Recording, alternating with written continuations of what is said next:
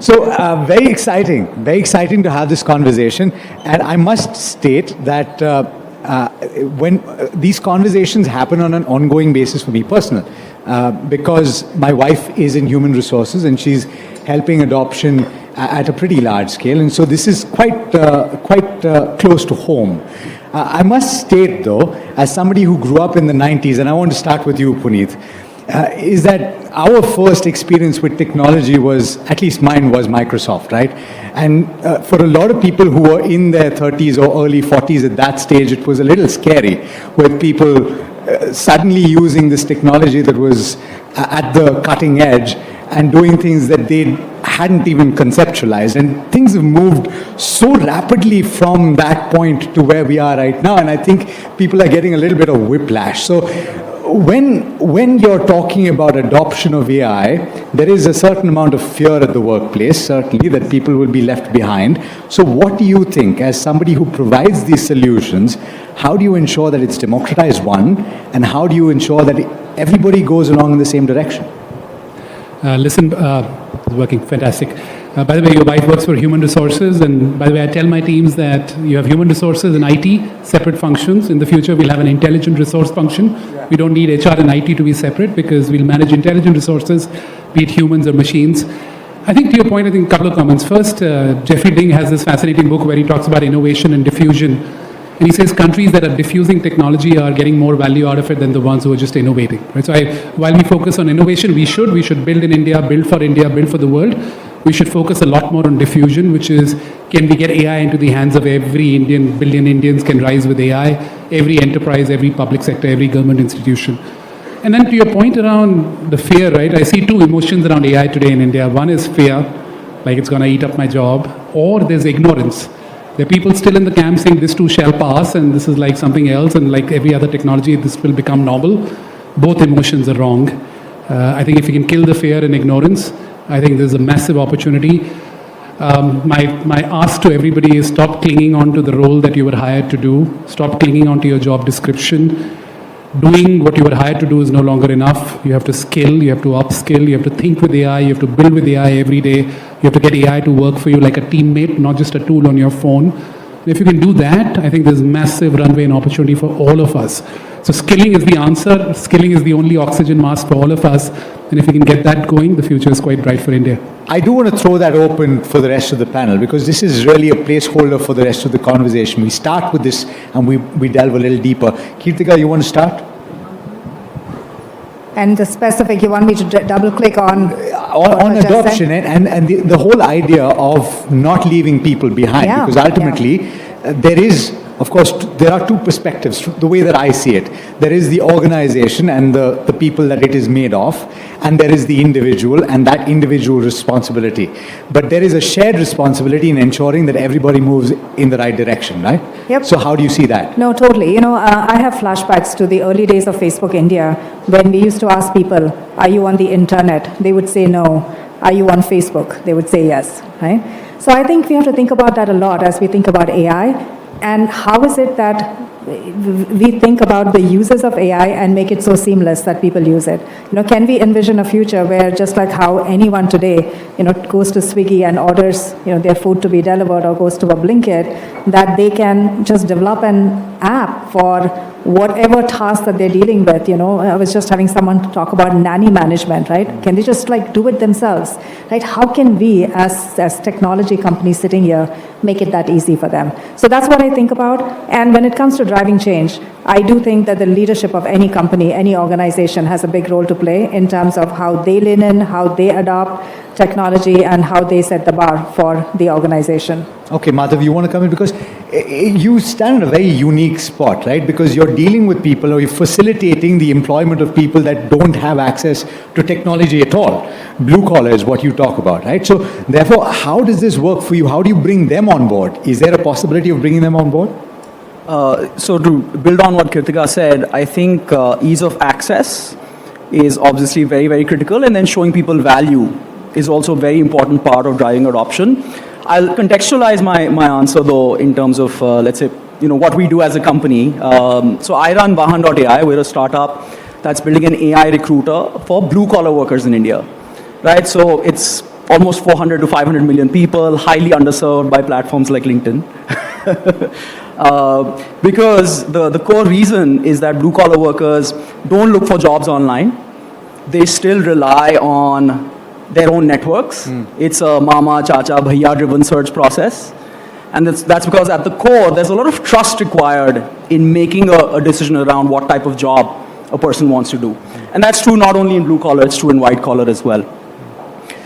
What we found while building in this space is also that in India, there are hundreds of thousands of local recruitment agencies that do about 60 to 70% of hiring for the blue collar workforce. And we ended up building a platform that really enables these agencies to, number one, access the jobs that are being created in the market. So, for example, we work with all the large delivery and quick commerce companies today, Zomato, Swiggy, Blinkit, you name it. These companies, by the way, are adding 1 million jobs this year, right? So it's a space that's growing really, really fast, which is exciting. So our platform helps agencies access these jobs, match candidates with those jobs. And the AI recruiter that we've built is actually a tool that we've given to these agencies to automate their workflow. Sure. And previously, if a human recruiter was able to get one person hired a day, when they use the AI well, and well is the key word there, when they use it well, they can get up to 5 people hired in a day. Right? So more people find jobs So in more a shorter amount of efficient, more productive. time. The agencies make much more money because Sure. they're getting more people recruited. Yeah. And employers end up hiring at a lower cost. Right? So there's value across the value chain with this sort of an implementation. Fair. Okay. Kumaresh, what is interesting to me is the way that people interact on LinkedIn, right? And ultimately, this tells you a lot about what their way of thinking is. There's the other aspect, which is when recruiters and potential companies are looking to find a home for people who are looking for a job, what they're looking at is changing as we speak right now. So you're at that crossroads. What are you seeing that is interesting about adoption of AI and the way that people are thinking of adding it to their suite of offerings? Yeah, what AI is changing the most right now is how people discover opportunity. When you think about how someone that's new to the workforce, say a college grad that I spoke with recently, the way they search for opportunities is so different. We see a shift from searching for job titles and credentials to skills and potential. So, I was seeing her just use LinkedIn job search, and she goes and types in, help me find an internship that can use my machine learning skills and my interest in music as a trained musician. And the first result that pops up is an audio engineer intern at Dolby Research in Bangalore. Now, we did not know that there is a title called audio engineer. We didn't know Dolby Research was a company in Bangalore. We didn't know they had presence here. So AI is expanding the sort of possibilities that people end up discovering. And when it comes to companies, they are able to hire talent much faster, and there is serious time savings from automation of menial tasks. But what is most exciting on the company's hiring talent front is the ability to tap into untapped talent pools. We're seeing that there are opportunities that require niche skills that have been open for several months. And the moment you use a hiring agent to be able to go look for the right talent in a skills-first way, you're able to hire the right talent much faster. Okay, let me talk about some parts of what he said, but I want to come to you, Kirtika, on how companies are looking at adoption of AI themselves, right? Which is that in certain cases, there's a little bit of a hesitancy to jump in whole hog because maybe there are concerns about, to a certain extent, how much data do you let go? What happens to ring fencing certain activity? How much of your employees should have access to a certain amount of data? How do you ensure that these concerns get taken care of? And do companies still move a little slowly, a little carefully in this kind of environment where everything is changing so rapidly? Can they afford to do that? So, well, the short answer is no. And no matter how, wherever people think they are on that adoption curve here, you're probably behind and you need to 10x your efforts there, is really the key message. Market share is won and lost at times of disruption. And if you are a challenger in the space, this is your opportunity to figure out how you leapfrog. And if you are the number one in the space, my advice to you is think about what your number three is doing, because they are doing that. And I think about the pace of change, and I'll contextualize it with my own journey here. We did an AI hackathon as my startup company about 6 months ago, and we said, if we had to build something today based on where the technology is and our key differentiators, where would it be? And I remember, actually, I met Puneet at the same time. We were talking about a different business at that time. Okay, and so 6 months later, so actually I'm even contextualizing it with people on the panel. 3 months later, Jessica Jensen, the Chief Strategy Officer of LinkedIn, was in town. I was on stage with her, and I spoke about how we are launching this new platform called Optimized GEO for Generative Engine Optimization, because the world is changing. We're in the midst of this new consumer shift where people are no longer going to Google and searching for information, but going to ChatGPT, Gemini, Google AI Overview for everything from which enterprise solution to buy to skincare to your mobile device. And so I just began to speak about it. And today, as I come here, we serve Fortune 50 to startups alike. What took us 2 years to get to a certain revenue milestone, we'll hit in 2 quarters. Wow. That is the pace of change. And that is what someone who's just saying, okay, let me figure out what others do and then I'll jump in, it might be too late. Very quickly, for people who are sitting at home, and this audience is fabulous, they know exactly what you say when you say generative engine optimization. It is essentially SEO plus, right? So essentially, can you explain that very quickly? Yeah, absolutely. So, everyone in the past used to say, how is it that I appear in organic Google search results? And that whole effort is now moving to how is it that you want to understand what your users are searching for in LLMs, the kind of intent that you get, even the Kumresh's example of, I want to be a software engineer with interest in music, right? That's far beyond what you would understand from the keyword world. So you understand users' queries, intents more. You then understand what are LLMs surfacing for those answers. Is your brand, company, product present there? And remember, LLMs are looking across the internet. They're not just looking at your site. So it actually serves as an intelligence platform. We have helped surface competitive insights. We have helped surface consumer insights, positioning. So it really influences your entire marketing strategy. And so that's what we're building. Exactly. So therefore, Puneet, from that perspective, I want to start again with you, right? So you've seen so many transitions take place in your organization and in the space in general, right? So we're already talking about a role, for example, where you would hire, potentially, my organization would hire somebody that specializes in SEO because you want to see your news rank high, right? You want to ensure that your website it does well. Already, we moved past SEO, we moved to GEO, right? And so therefore, from that perspective, as an organization, from the perspective of strategy and the perspective of manpower and the perspective of planning for the future, you've already hired 3 people. How do you ensure that that transition takes place? Listen, first of all, plus one to what Kritika said, right? I tell people, if your business is doing well today, you probably have 2 years. If your business is not doing well, you have 2 months before somebody eats you up. And there's a startup out there today in India or anywhere else in the world which is thinking about serving you customers at twice the speed and half the price. So we all have to get ready for it. I think going back to your point around how enterprise is using it and how do you diffuse and how do you use it at scale, the enterprises and businesses that are using it well are doing 3 things which are quite unique and that we should learn from. First, this requires top-down ambition and courage. Like this has to, the CEOs and the boards and the top leadership has to lead from the front. This requires a ton of courage. This requires bold bets, but these are companies, and the companies who are taking those bets are the ones who are seeing value. Second, there's a lot of AI washing going on. There are a lot of hobby projects.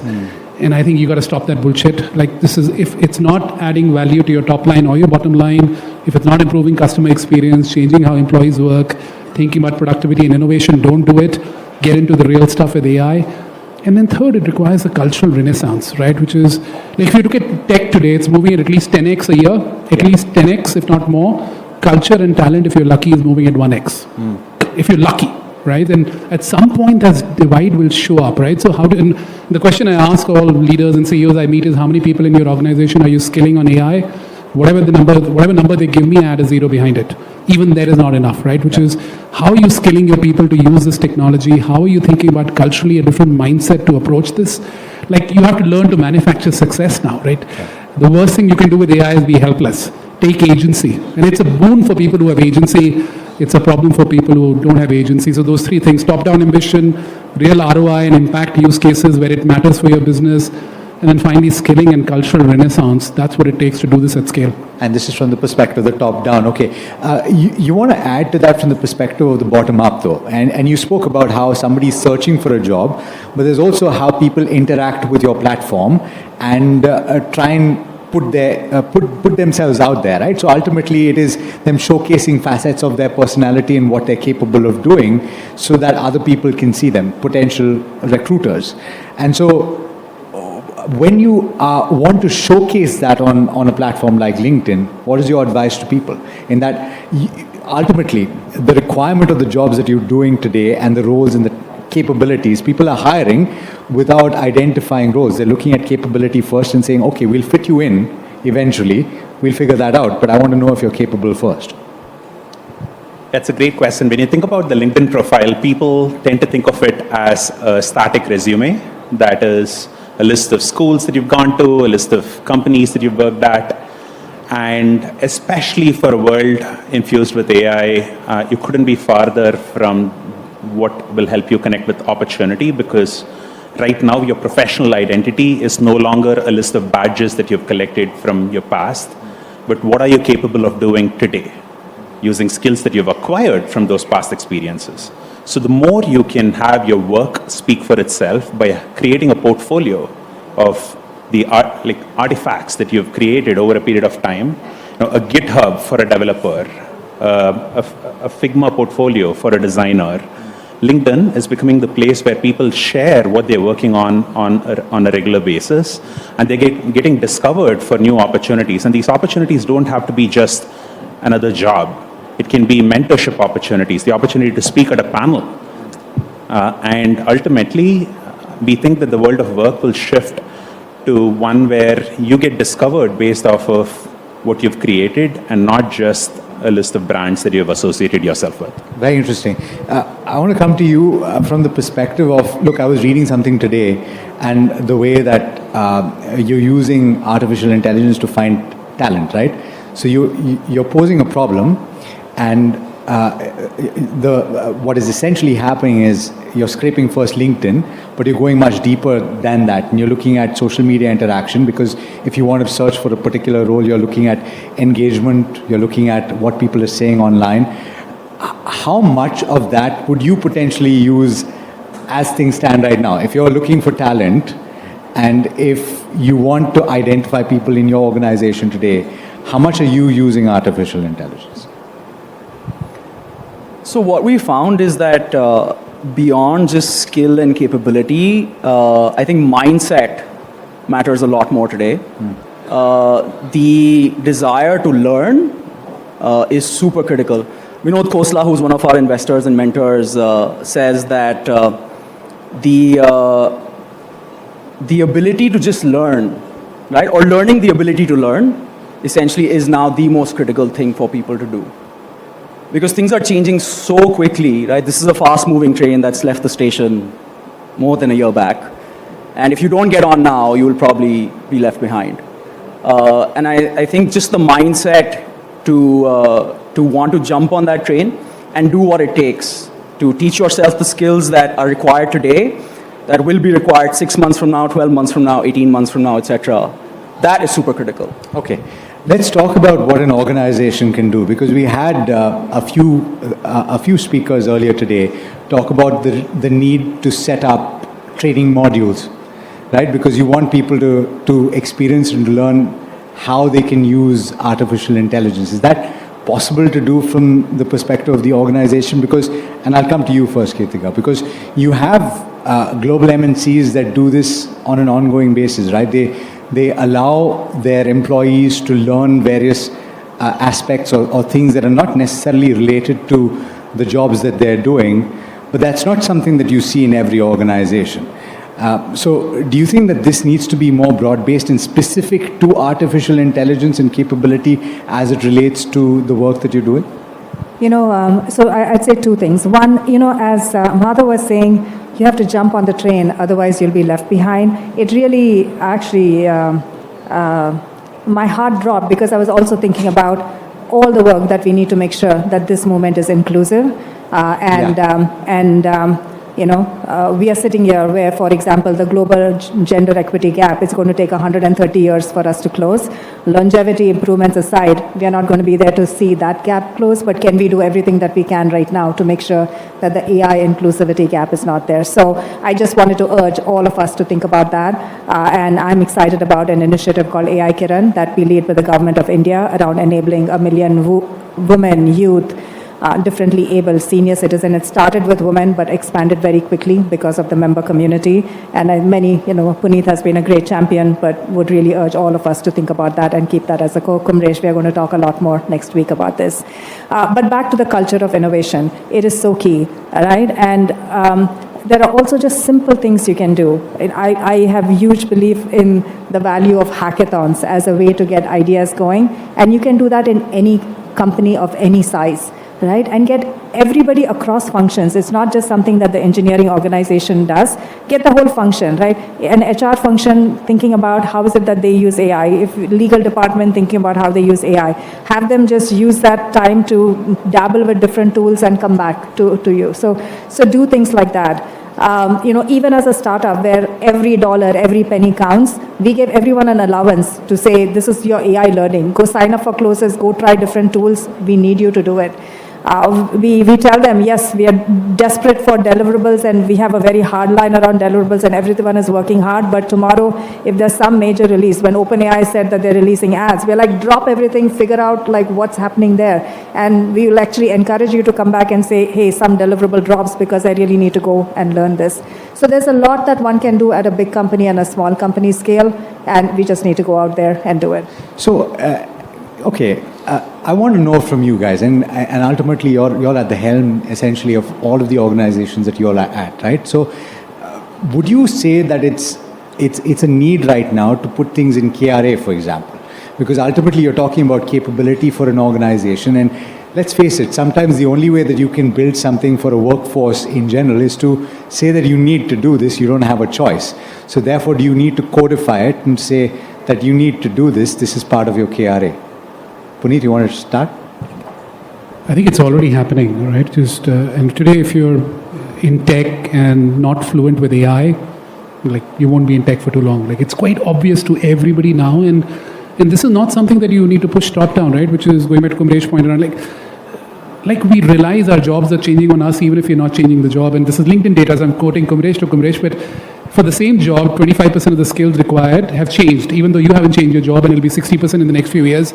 So your job is already changing on you, right? So you don't, my worry or my ask is don't wait for somebody to come and tell you that you need to learn AI and you need to have that as a KRA. You bloody well get started now. You use the train metaphor. I use the mountain metaphor. Like, can I just finish this? Yeah. Please. Like AI learning today is like climbing a mountain. Some people are running up to the peak. Some people are taking a bike. Some people are strolling, walking up. Some people are still on the ground looking at the peak. Not everybody will make it. The question is just get started now. Don't wait for somebody to tell you to do it. Agreed. But the only point is that a lot of people have the ostrich head in the sand mentality, saying that. So how do you counter that? Because you don't want to face a situation where it's 50% of the workforce, right? I'm just saying that. I don't know what the data is, but if 50% of your workforce is not moving with the times, how do you ensure that they do? Does anybody have an answer?